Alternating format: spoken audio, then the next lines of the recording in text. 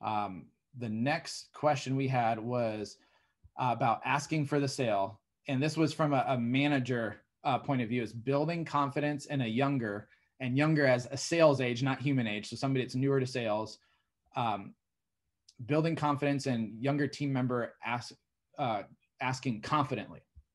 So, well, first thing I would just have them watch that asking for the sale part. So that should be up right now, where they're usually by Wednesday is I have a virtual assistant that helps me break down all the things because I'm terrible with the tech stuff.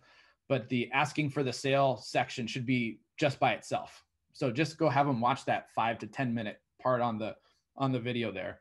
The biggest thing is they have to be confident in the process building up for asking the sale. A lot of the times reps are kind of like somebody who's scared to ride a roller coaster, right? And so they're kind of freaking out the whole way. And then they get to that, you have some people where they get to that part where it's like tick, tick, tick, tick, tick, and they're like scared to death and they're dreading it and they're like white knuckled like this. And that's what a lot of people who are afraid to ask for the order, that's what they look at through the whole sales process. The whole sales process, they're thinking ahead to that big drop where like, oh my gosh, I'm going to have to ask them. They're going to tell me no. They're going to tell me I have to talk to the spouse. And their process stinks because they're so in their head about asking for the sale.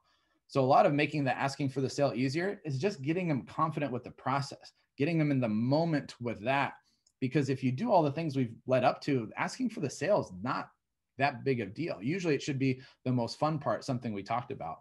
But help them understand, that clients are expecting them to ask. Like nobody comes in for a free class and says, you know what, these people are the most amazing people. They just give free classes to people and don't expect anything. Like they know they're going to be asked if they want to buy it, right? They're expecting that. And it's a little weird if you don't. Another thing we talk about, and I think we'll talk about this a little bit next week, is the 20-60-20. And the 20-60-20 is 20% of people never buy, right? And we change this from business to business. I used to use 10% never because we'd have people that close 90 with some of them, but 20 is a safe number. 20% of people never buy. There's nothing you can about it, nothing I can do about it. So don't worry. You're going to have some people that don't buy. 20% of people will always buy. They love it. You could mess up everything and they still buy it. But 60% of the people, it's up to you. So if you have control of up to 80% of your results. But if you get one of those 20%ers, no big deal. Just move on. And whatever your closing rate is, make sure that you explain the expectancy for your salespeople. Because if they're a lot of times, you don't even think of this as a manager. Like obviously there's going to be no sales. But for the people on the front desk, they're like, if I get a no sale, that's a bad thing. And I'm afraid of that. And you have to let them know it's okay. It happens, right? And if they're clear on their expectancy, hey, we're going to sell 50% of the time, right? Some businesses, a good closing percentage is 30 to 40%. It depends what your product and what it is, right? But if you set the expectation of this is where we should be, and you know what, you're going to get some no sales, no big deal, then it almost gives them permission to like relax a little bit and know that like if somebody doesn't buy, it's not the end of the world. They don't have to freak out about it. They can still have a really good number. So really as a manager, making sure you're explaining your expectations and why the expectations are like that. And when you can show data too, you say, hey, look, here's our sales from last month. We closed at 60%. That's good. That's where you should be, right? So that means you out of 10 people, you might have 3 or 4 that don't buy and you're still going to do a great job.